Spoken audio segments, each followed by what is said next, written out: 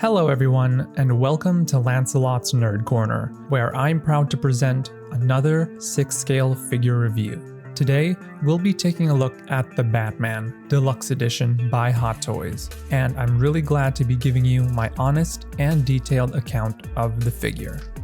Now, right off the bat, I have to say, the Batman is one of my favorite films ever.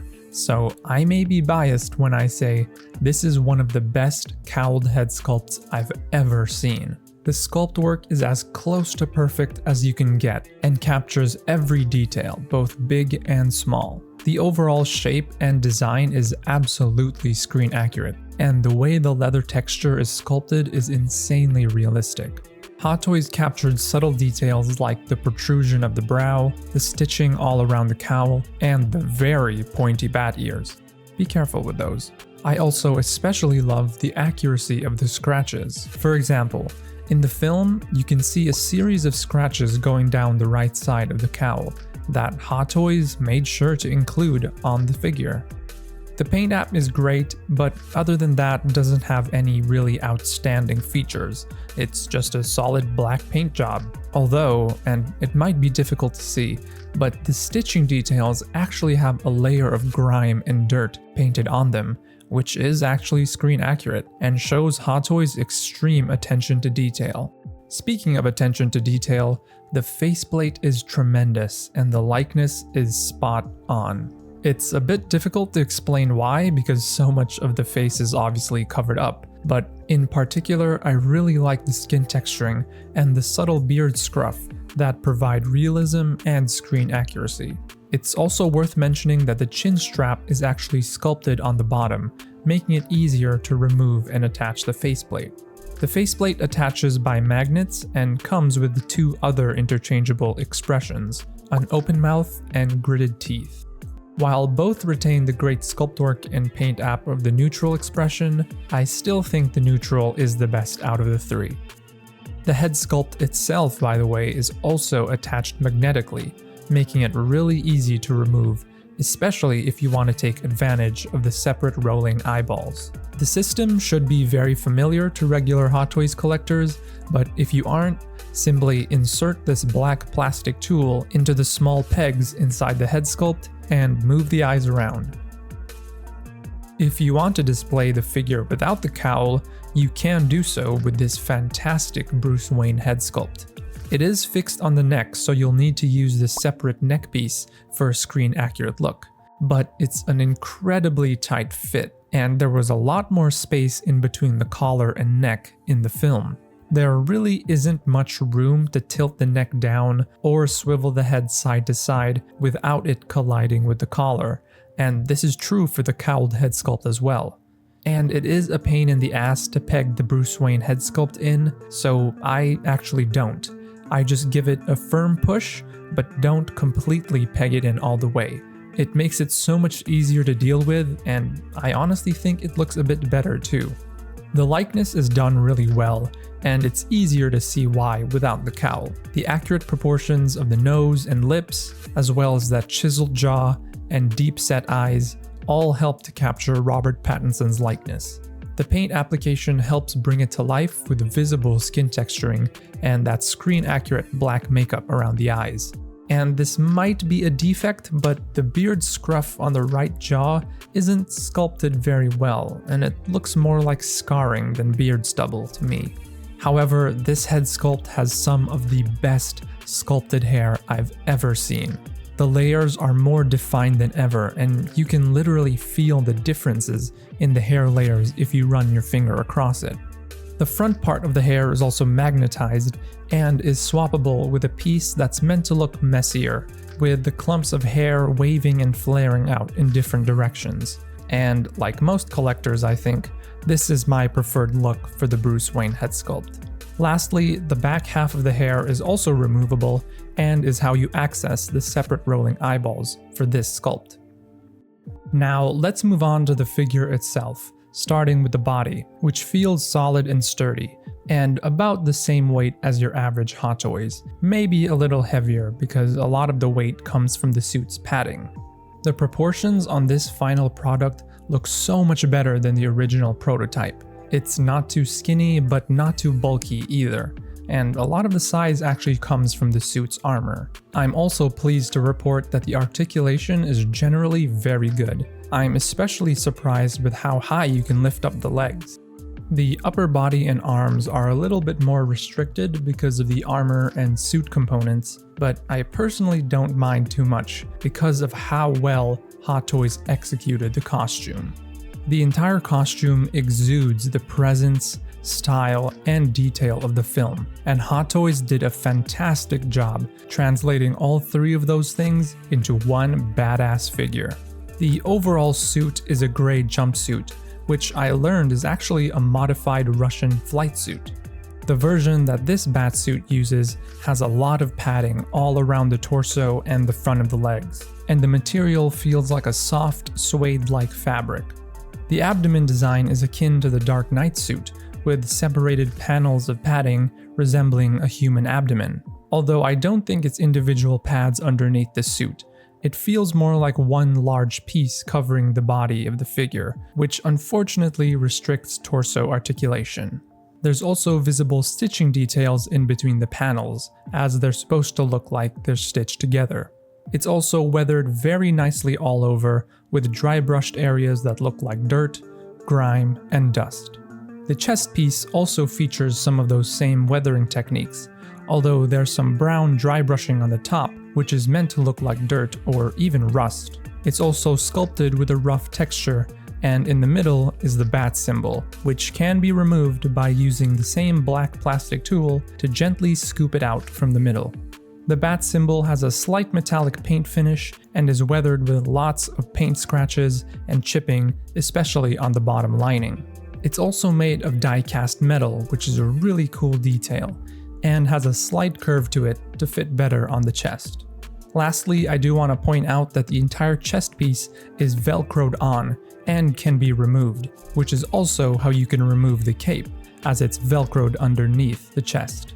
The arms are almost entirely covered in three distinct armor pieces: the shoulder pads, bicep pads, and gauntlets. The shoulder pads are made from a hard plastic and sculpted with every little detail from the film. I just wish they were more weathered, as there's a bit too much of that clean plastic sheen. It still does have a bunch of paint chips and scratches to make up for it though.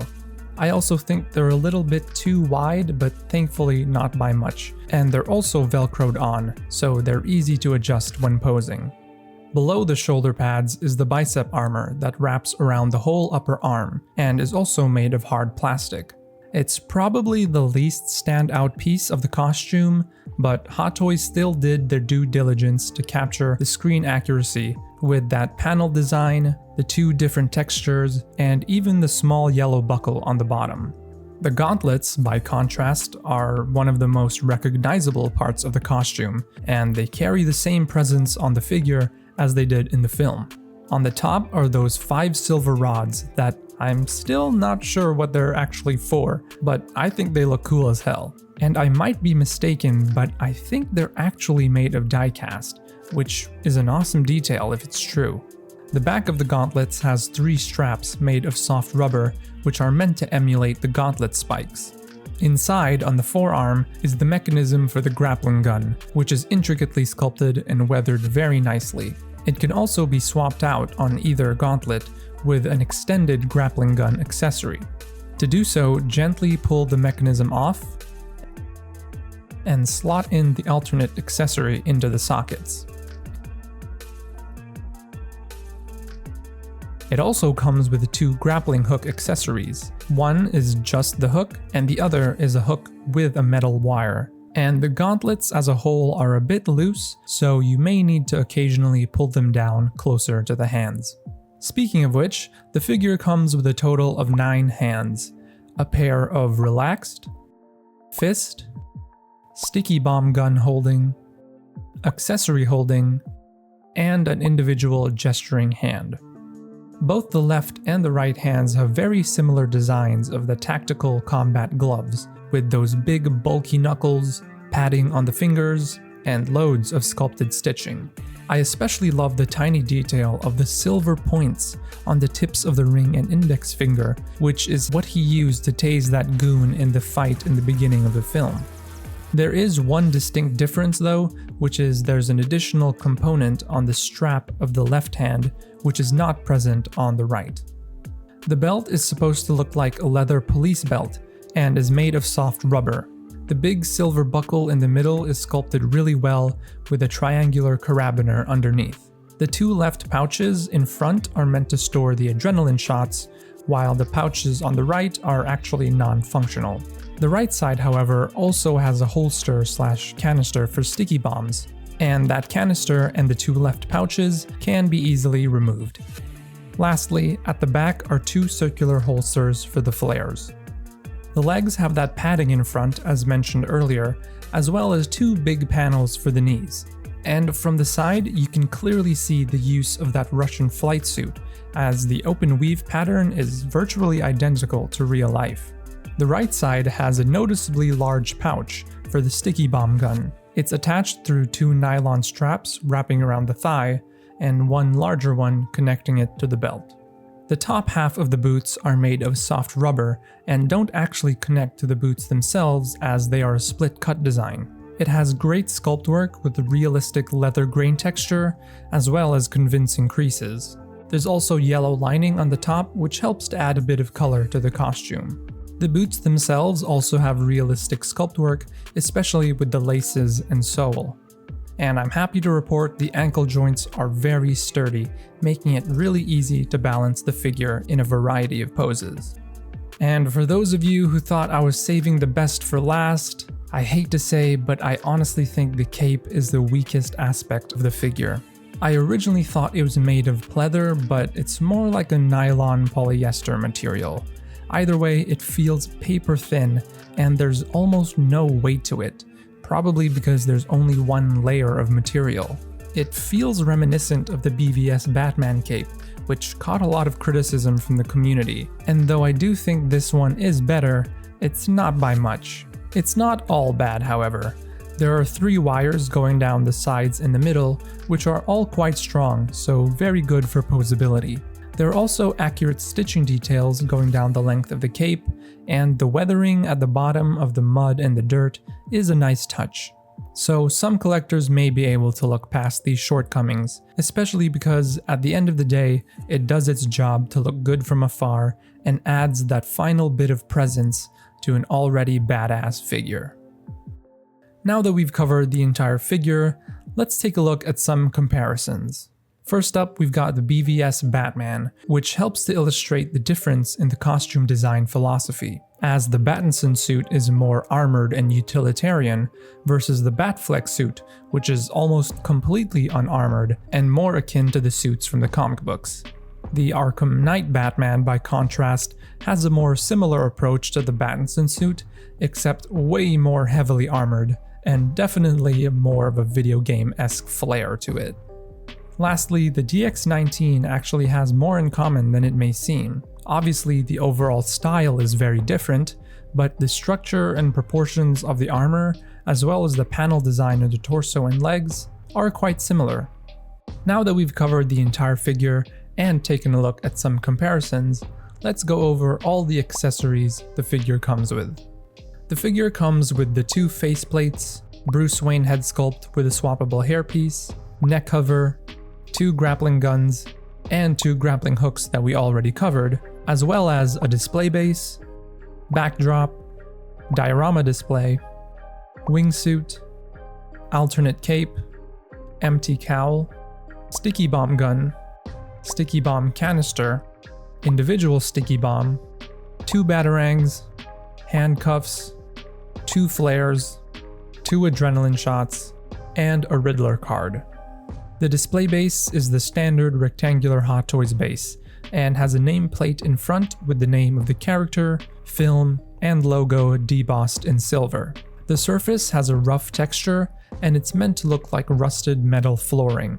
However, there are two alternate surfaces that you can use. The first being a black and red design with the logo and character silhouette, as well as a bunch of bats flying all around. And the second one might be a bit confusing, but it's meant to be from that scene at the end of the car chase where the Batman is walking to the Penguin in the rain. Both alternate surfaces are held down by the crotch grabber the display base comes with, although it's still a bit loose. Now, I don't usually cover backdrops as I feel they're a bit of a negligible accessory, but this one stands out. It's meant to be paired with one of those alternate surfaces for the display base to fully recreate that aforementioned car chase scene. The entire backdrop, including the film title at the top, has this holographic effect, making the image appear 3D when moved around or viewed from different angles. The diorama display base provides an alternative display option that further exemplifies the noir style and aesthetics of the film. There are several components to it. The first are the metal steps, which have fantastic paint app and really appear weathered and rusted, like you can tell these have been exposed to the elements for a while. There are bright red spots in the front which are an LED light-up function and are powered with a USB-C cable, not provided by Hot Toys. Next are the stair rails, but only one side has the actual bars. The bars are painted similarly to the steps, whereas the base of the railing has more paint chips and faded paint. And both slot into either side of the steps. Lastly is the building decor, which Hot Toys went absolutely crazy on. The sculpt work is utterly astounding, with all the little bumps and cracks and ridges making it truly look like it's made of stone bricks. While the large piece on top is meant to be the same as the scene where Batman jumps off the roof of the GCPD. The paint app is also done very well, and along with elevating the sculpt work, there are darker areas that convey a passage of time, as if this building has been up for decades, maybe even centuries, breathing more life into this diorama piece. The back also has the same red spots, but unfortunately they don't light up. Lastly, there are two slots in the back of the decor for the stairs. The lower one is if you want a more natural series of steps leading up to the decor, and the higher one is for if you want a larger area for your figure to stand on, and then repurpose the standard display base to use underneath.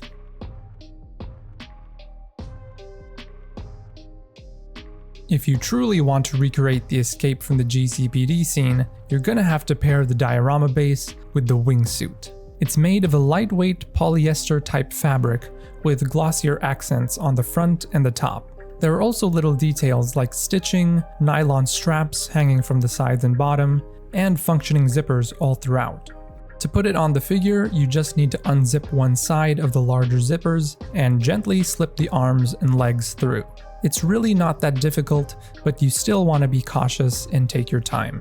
The alternate cape is meant to be used for posing the figure on the Batcycle, but I don't have it, so I guess I'll just use it for the figure. It's a bit shorter, slightly thicker, and has a bit of a different shape than the stock cape, so overall quite different. It also has more and stronger wires, making it more viable for posing.